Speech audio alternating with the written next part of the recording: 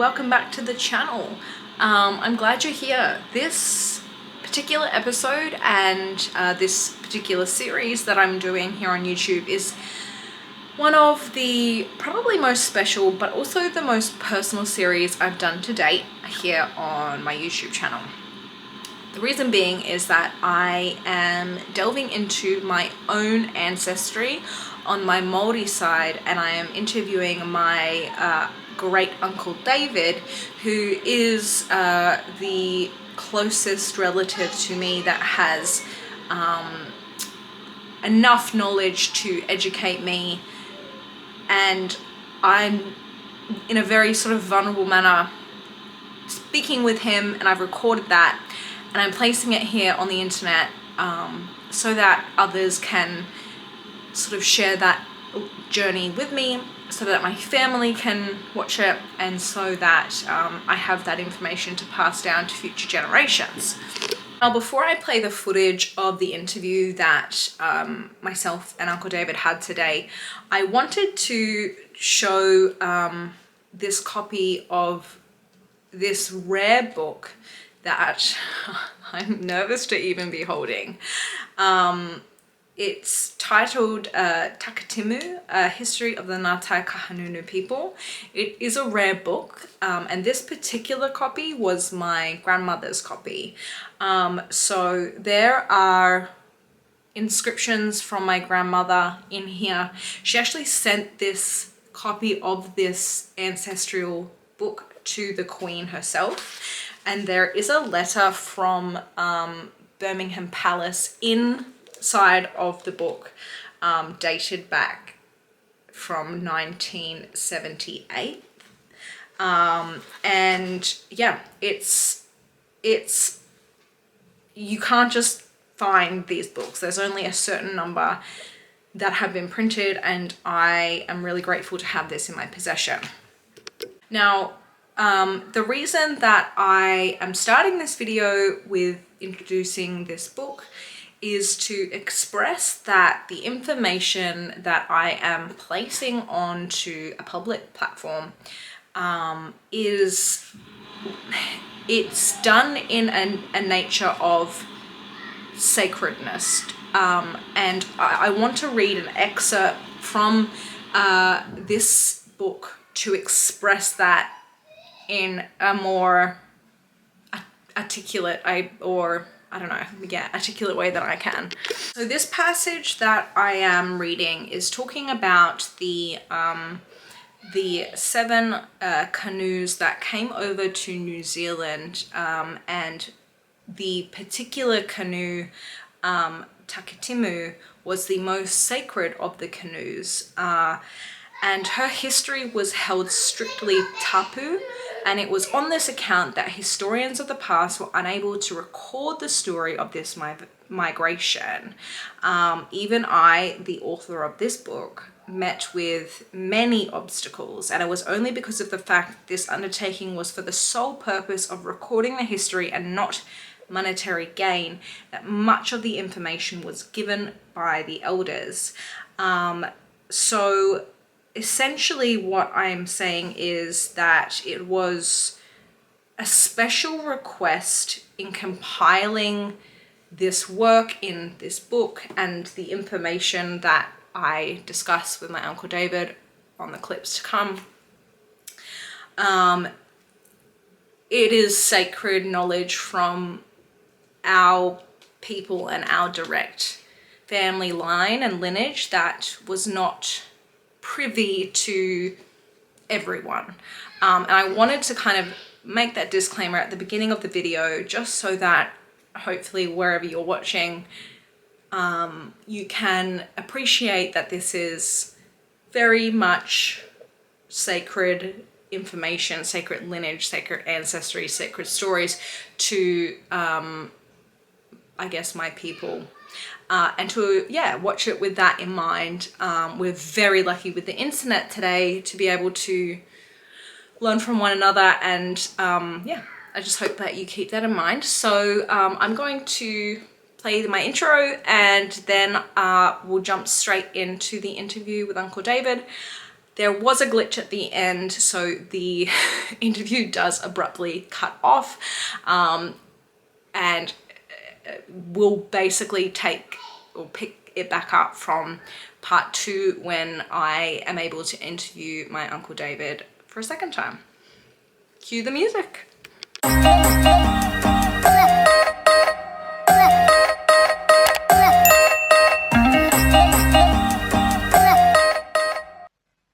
Hello everyone, welcome back to the channel. Today I have probably the most exciting interview I think I've done so far because it's so personal. This is my Uncle David, and today we're going to be talking about our Māori ancestry, our whakapapa. So I'm going to be doing most of the listening and Uncle David's going to be doing most of the talking today. If you want to just introduce yourself, and then we can kind of just get stuck into it. We're going to sort of talk about, I guess, our roots, our grounds, our creation stories, where we came from. So take it away, Uncle David. Kia ora tātou. Ko taku maunga ko te whakapūnake o te matau a Māui tiki tiki a taranga. Ko taku awa ko te wairoa hō pūpū ho ngene mātangi rau, te wairoa tāpoko rau. Ko taku marae, ko tā ki timu, ko taku waka, ko tā ki timu. Ko taku koroa, ko te hati tipoki te tuarua. Ko taku hapu, hapu katoa o te wairoa mai manituke tai atu ki erepeti, ka heke tonu ki mohaka, ki raupunga, ka hoki mai ki te wairo. My name is Uncle David. So my introduction is a normal introduction that you would get back home in Wairua. So the first thing I said was my mountain. So the name of my mountain is Te Whakapūnake o Te Mataua Māui Tiki Tiki a Taranga. And for us, we have a legend about Maui who fished up all the islands, the Polynesian islands in the Pacific. And when he fished up New Zealand, his hook got caught in this place that we call Whakapūnake. Now, if you were to go up to that mountain, you'll see that it's actually not a mountain. It's I think they call it an escarpment. And you'll see that it looks like someone's just wrenched it up. And that point is where Maui pulled the North Island of New Zealand out of the sea. My river is called Te Wairoa. Amazing. Te Wairoa means long waters, but the full name is Te Wairoa Hō Pūpū Ho Ngene Mātangi Rau.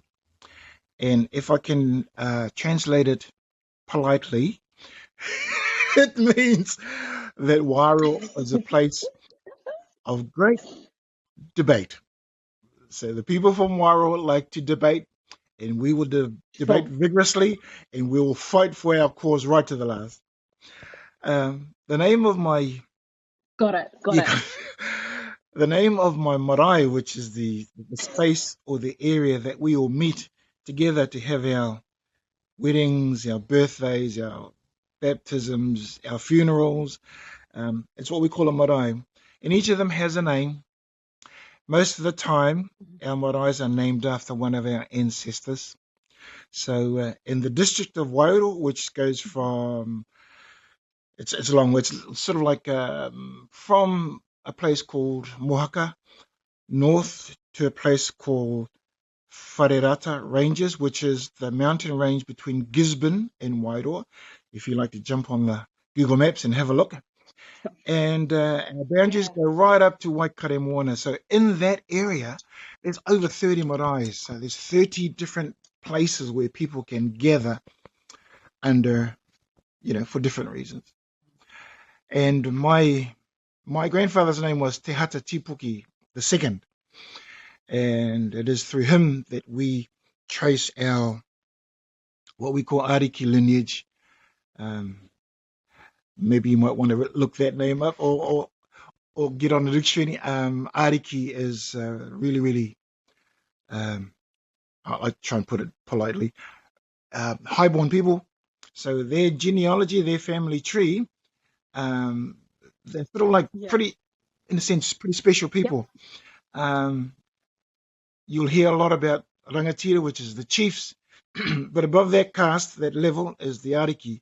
So whereas the chiefs are organizers, managers, and they tell you what to do, the ariki people were more the creators of the tribe, and they were protected by the tribe as far as possible. So usually, even if a tribe was under attack by another tribe from a different area, if they knew that an ariki or his family, or his or her family, were in that space that they were attacking, they would allow them safe passage out of the fight. And such was the respect that they had for that class of people, ariki. And no matter where you go in the Polynesian islands, over in Hawaii they call ali'i, in Tahiti the aliki, they're all the same name, just different pronunciation. They were all accorded the same amount of respect. Yeah. That's who I am for now.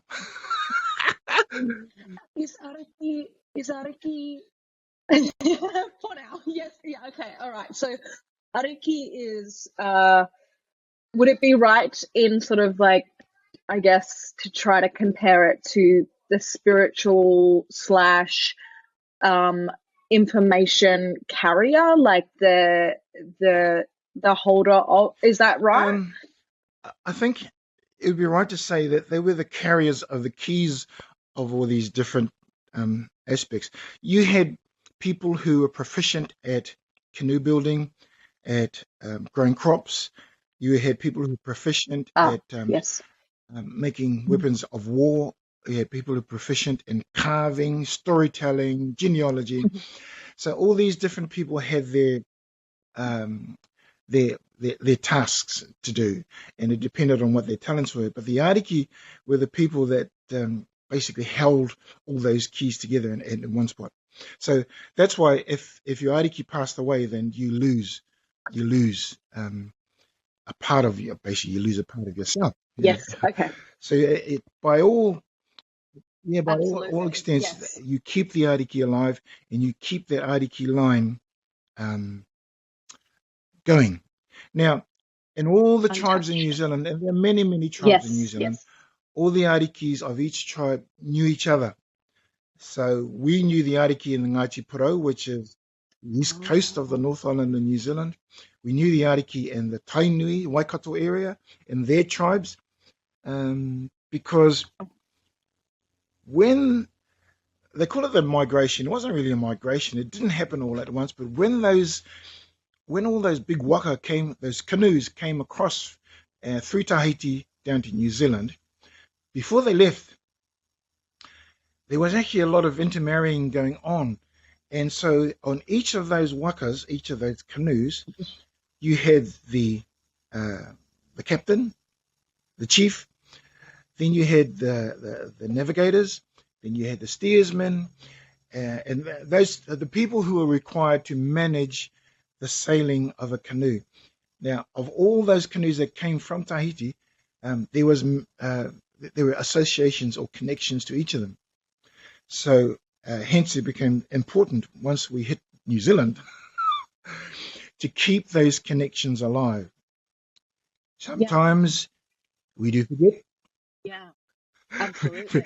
Because we might have an argument with a neighbor, as you all do, and we might forget our connections. But as we travel around New Zealand, the first thing we do, or actually probably the third thing we do, is we recite the genealogy, and we recite our genealogy, our family tree connection to the people on the marae that we're visiting. And that sort of helps to it helps to join us together as one, and it helps also not to be killed, because you don't want to kill your cousin. That's the general history absolutely, and of it all. Got it. No, that makes sense, because as a young girl, I would be taken to a whole numerous amounts of different events by my nanima, and I remember those recitings being done. And as a young girl, I didn't know what that meant, but so that's really important for me to know that that's what is actually taking place. So it's that shared ancestry that pulls us all together to prevent argument. Got it. Okay, Sometimes great. it That's works. awesome. So, Yeah, sorry. sometimes it works.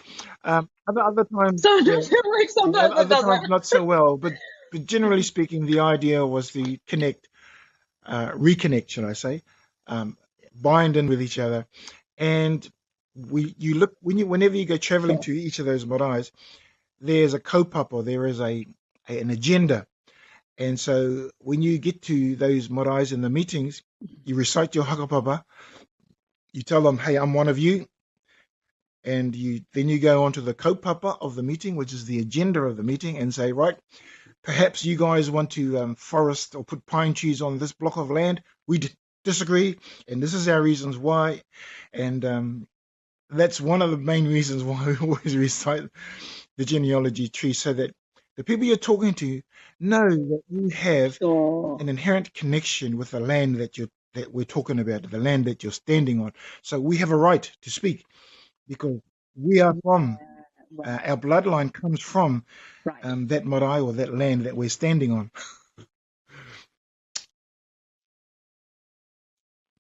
Good? Yes, okay, that makes Yeah. a lot of sense. That's awesome. Good. Okay, great. Okay, so that's what. No, I'm sorry, I'm kind of clicking because, again, obviously I didn't have the opportunity to grow up necessarily knowing a lot of this stuff. Yeah, I've been exposed to a lot of it, so it's like, oh yeah, I can even yeah, no, it just makes a lot of sense. So those two words, kaupapa and sorry, can you say them again? Kaupapa. The two words that you just said. Kaupapa was one of them. Yeah, our kaupapa. Yep. So that's our agenda. That's the agenda. That's the reason why you are gathered and meeting and talking. And whatever the kaupapa is what you speak to. And of course, like any meeting, sometimes people go off the path a little bit. So like any good meeting, a good sermon will bring the meeting back to the kaupapa. Always just talk to the kaupapa, because a lot of times these meetings become an airing space of complaints and issues and stuff, and we forget what we're there. It's important, like for any chairman, like I just said, to keep everybody on track. Yeah. Perfect. Got it. So can we talk a little bit about our on the Tipoki line, what our I guess origin stories were all like? What would we say when we went to a marae or another tribe came to one of our marais? What would be that genealogical connection? Like, what does that sound like and look like? And so the first thing you would do, I mean, you would know who's coming, you'd know. And so you go back, first of all, to what canoe they align to. So in today's world, there are 7 major canoes that people align to. We align to the Taki Timu canoe. So you establish first of all their connection to whatever that canoe is, and then you will sort of figure out or find out what their tribe affiliation is, their tribal name, and then if at all possible, you find out what their hapu name is. Now, hapu is a sub-tribe group. Okay, it's like a big family group. So like for our tribe, Ngāti Kahungunu, that stretches from Gisborne right down to the South Island. That's a lot of land. It's a lot of people. So to refer to them as one tribe, that's fine. But there are all these little sub-tribes and family groups within that area that, if you can identify, then you're doing them homage and respect by saying, I know who you are. You're my cousin from such and such, blah, blah, blah. That's what we're saying. So that the first connection, the waka, the canoe. Second connection is the tribe. third connection, whatever Yep. sub-tribe or family grouping we've got. Hapu.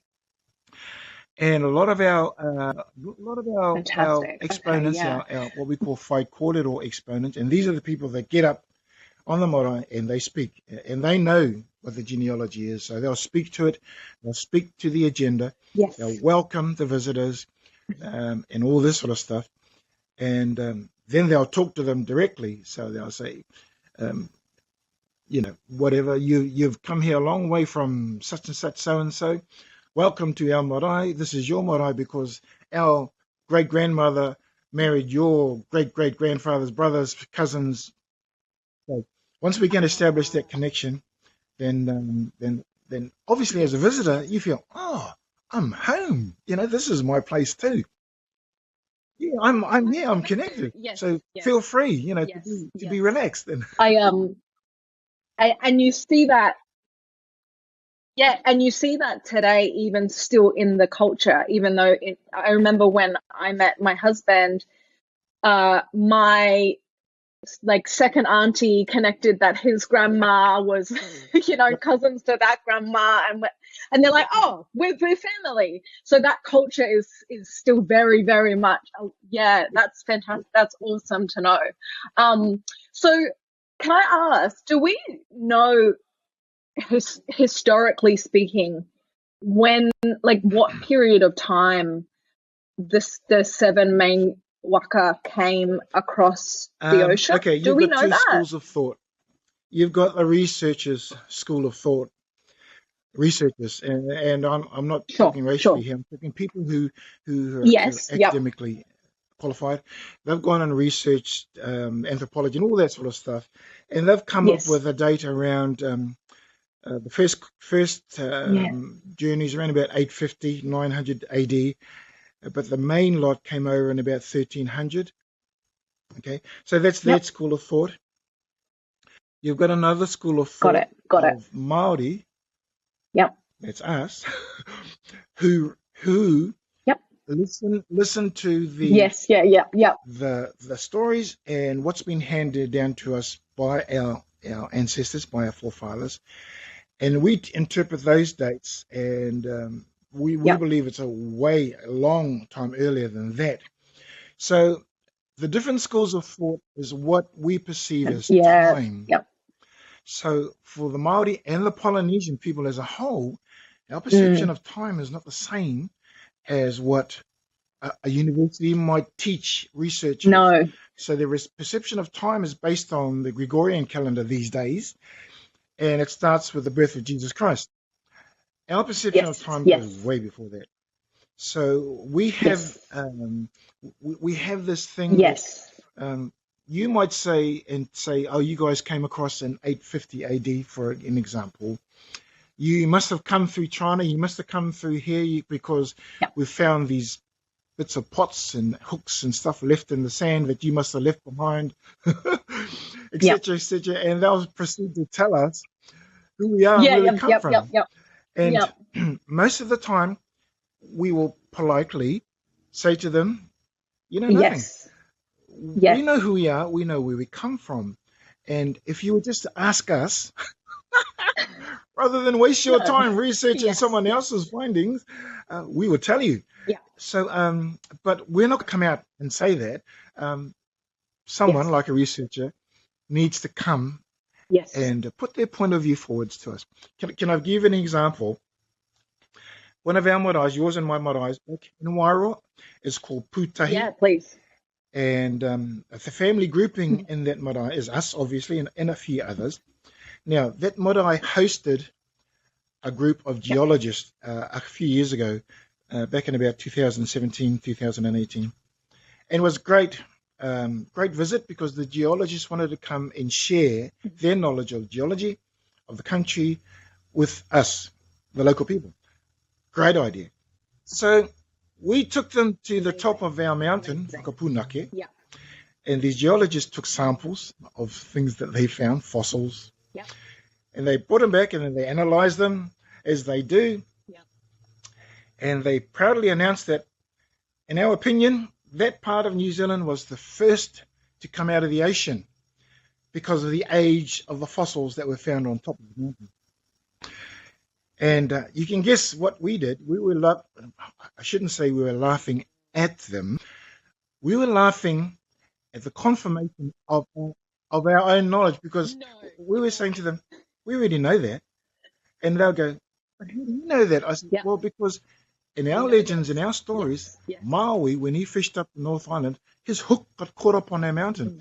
So that would be the first part of the island or the land that came out of the water. So The first our point. descriptions and our stories may not be scientifically, might not have a scientific appearance, but they still give out the same information.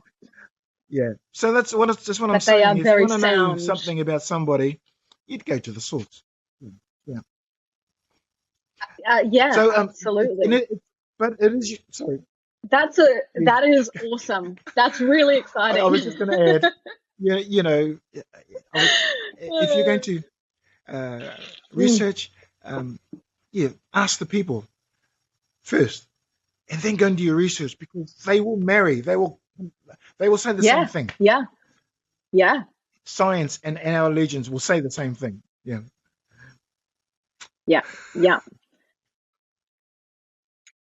Yeah, that's amazing. I love that. I always have believed that very much, is that, science and the legends are gonna both give us the same result. So that's actually really interesting. I will actually go and find that geographical study just because I love it. I think that's amazing. So okay, so obviously we have these ariki who hold the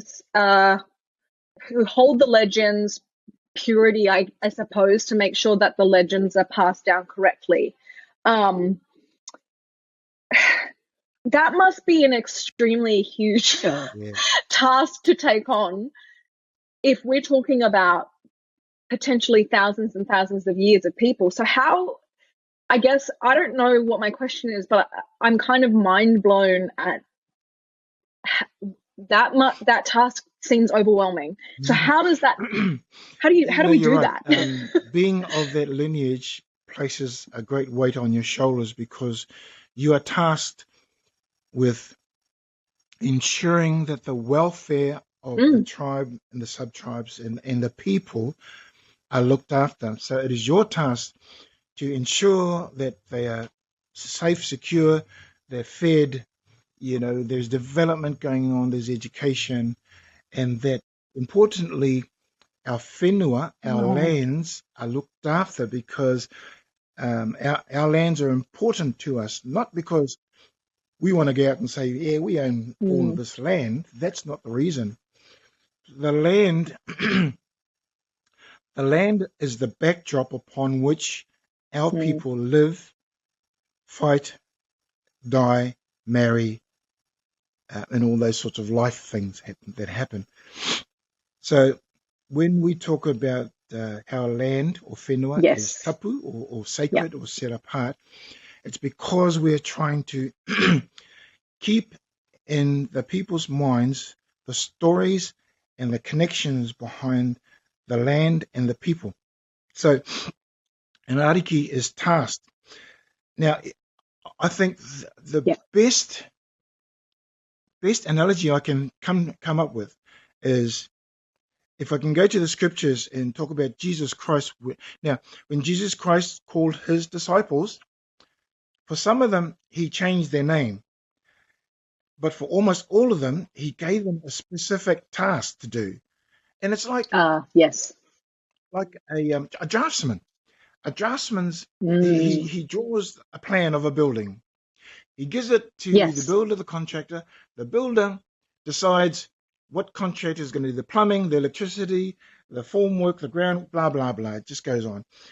And Ariki is tasked with that same sort of thing. So he's got to look around and think, okay, which one of our people, which one of our kids, because they'll look at the kids and they'll go, what are you going to be good at when you grow up? So and they sort of they do all this sort of stuff to figure out, and then they put a Yeah. mark on their kid and go, right, when he's of age, which is could be anywhere between 8 and 10, they're going to start teaching him how to do this.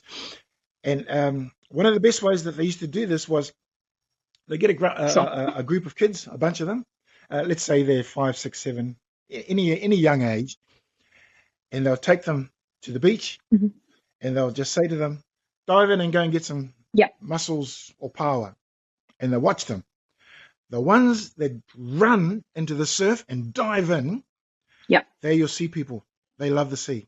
The ones like me who hold back a little bit, put your toe in and go, oh, that's cold. Oh, I don't think I want to do that today. I'm not a sea person. I'm for something else. Yeah. And that's how they used to sort That's of they have this earmark, in a sense, Yeah. who in the tribe is going to be good at what, you know. They'll watch a kid, and if they're fiddling around with a piece of wood and trying to build something, they'll say, maybe he's going to be our boat builder or our house builder, you know. So Ariki is sort of charged with sort of keeping up with all the other chiefs in the tribe and going, how's it going? You know, who we got doing this? Who we got doing that? And it is just so. Yeah.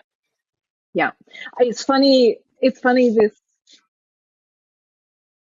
like you were saying before, this methodology of watching a child, seeing how they learn, seeing what they're naturally gifted at, and then applying that sort of, I guess, learning modality to them is what science is now just coming back to.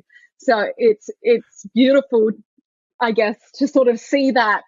Yeah, we're seeing, like, you know, everyone learns differently. So now we have all these, you know, you're a kinetic learner, or you're an auditory learner, or you're a visual learner, or whatever. And essentially what you're describing is a very good way of sifting out which child is going to grow up to be good at what, you know? Because I'm a grandparent also, I watch my grandkids. Yeah, beautiful. We call our grandkids mokopuna. So I watch all my mokopuna, and I smile within me because I can say, he's going to be good at this perhaps when he grows up. I'm not taking away, of course, from their parents, what the parents want for their kids. Yeah. But I'm going, I reckon he'll be good at this, he'll be good at that. Yeah, as I said, when I... Oh, yeah. My dad does the exact same thing. He's you know, a lot of this, fun about a lot of what we talk, he's like, that boy's a lot of what we're talking about is inherent. We do it naturally. You know, we do it naturally. So we do things which it is. Yes. were naturally passed on to us from our greats, our ancestors, and it just happens naturally.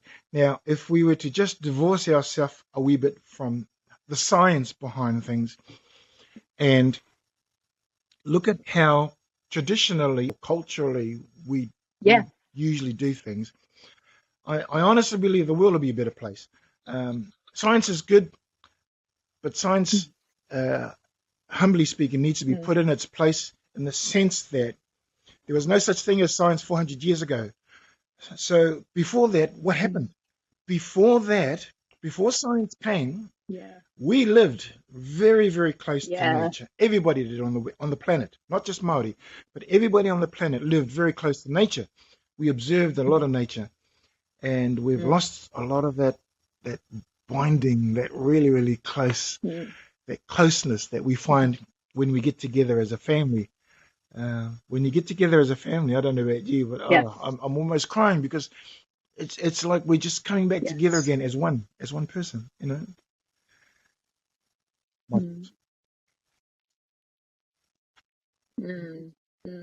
Yeah, absolutely.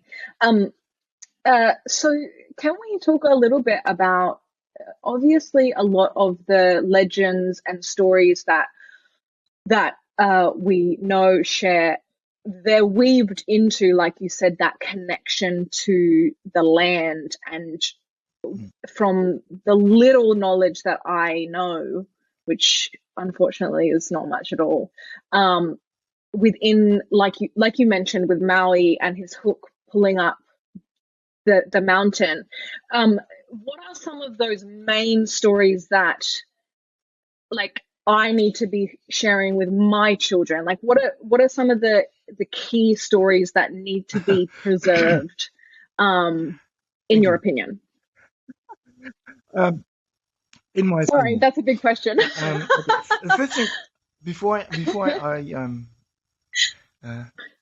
I talk to that point, just give my mind time to think about it. Um, I want to encourage you not to be so down on yourself Yeah, of because you course. feel that you don't know enough about your culture. Because these days, with the amount of research that's gone on, things like the internet, the web, if you want to know something, really, all you have to do is Google it and say, what happened, blah, blah, Mm, blah. So the thing about culture and mm, knowledge, it's information. And there's a lot of information out there at the moment.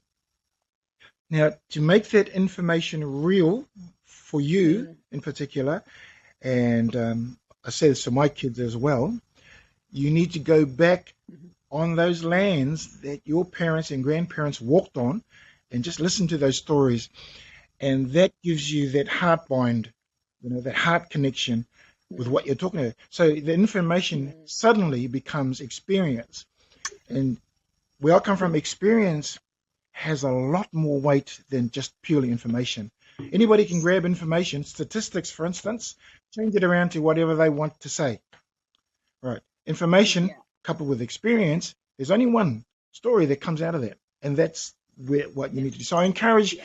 um, all your younger generation, do not feel so bad about it, but keep learning as Yeah. much as you can. And then when you get that opportunity, just go back there and your relations back there on all those Yeah. maraes will certainly take you in the hand and go, right, cuz this is what happened here. And they'll tell you, and then you'll start feeling that, oh my goodness, this is home, Yeah. which it is. Yeah. But for those of us who are not living in New Zealand, we're here for a reason too. Yeah. Wherever we are, Yeah. we're there for a very good Yeah. reason. So keep feeling positive and good about the little that you know, because that little will Mhm. certainly grow to bigger and bigger. Now, to your question, I think the main stories are the general stories of Amazing. Thank Rangi and you. Papa, Yeah. which is Thank you. the earth and the sky. Papa Tuanuku is the earth mother, they refer to her as. Rangi Nui was the sky. Yep. And when they were together, the legends say they had 70 odd children. Yeah. And after a while, the children got hoha, what we call hoha, or frustrated with living in the dark because they were between their mother and their father, and their mother and father loved each other so much they didn't let go. So the children had a meeting, and they wanted to separate them all except for two people. um, and from Rangi and Papa, you have our gods. Tane, who's Tane Nuiarangi or Tane Mahuta, who's in charge of the forests and the trees, the birds. You had Tumatauanga, who represented man and war. You had Rongo Matane, who was representative of cultivated foods like potato, stuff like that.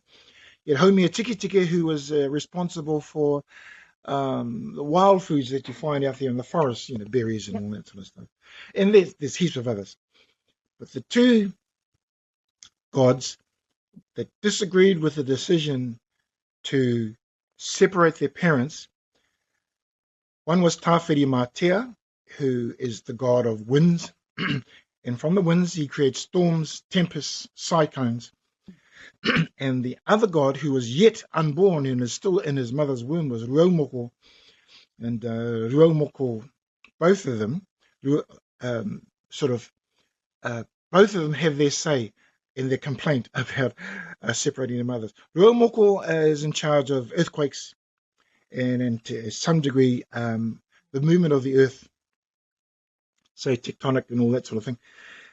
So that creation story is important. Now, in Wairua, when I was growing up, Sure. we were told that not only are we close to our dearly departed people, but we're also close to these beings, these gods. They're still alive, they're still around. And of course, when there's a storm around and the wind's blowing a gale, you know that Tawhiri Mātea is out there and he's having another fight with his brothers, and complaining that they shouldn't have separated mum and dad, basically. When Tane's around in the forests is when the pigeons start getting. Oh, maybe I shouldn't have. Yeah. I'll use the word kereru, because we eat kereru back where I come from. So when Tane is around, we know that the kereru is right to hunt. We know that other foods are right to hunt. So there's seasonal indicators as well. Okay, so that's an important story, is the creation of this space that we call Earth at the moment. The other story which is good for us to keep in mind and to relate to our children is one of Maui, because Maui is Pan-Pacific. He's known throughout the Polynesian islands. So Maui slowed down the sun. Yeah, that story. And then that story, I just did a show just the other night. It's a Hawaiian-based show, but I tell the stories whenever I can. The story of Maui slowing down the sun is once again science in action, because, okay, let me just try and be as quick as I can. Yeah. But in the old days, the island people, if you've ever been to any of the Polynesian islands, probably the first thing you want to do when you get there is nothing. Yeah. The second thing you wanted to get there is probably go for a swim. So there's very little activity going on. And what happened was the island people were complaining that they didn't have enough time in the day to do their chores, cut wood, get food ready, make garments, make clothes, all that sort of stuff. Why? Because they're too busy swimming. So they complained loud enough that Maui heard their cries and decided, okay, I'll fix you guys up. I'm going to go and slow down the sun. So, the decorative story is that he and his brothers went to where the sun rises, put a net across it. They gave Tamanui Tara, which is the name of the sun, gave him a hiding, told him, from now on, you will not race across the sky. You will now take your time so that we give the islanders long enough to do all their chores. Now, does that sound familiar at all to anybody? Here in Australia, we call it daylight saving.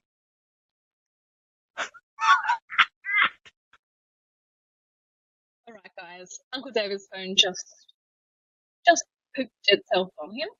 I'm going to finish the episode today just with those stories. And thanks for joining, guys. Until next time, I'm definitely going to be doing some more interviews with Uncle David on some more specific things. But yeah, that's information that if you are Māori and heritage, we've got it. We've got it, guys, and it'll be here forever now, which is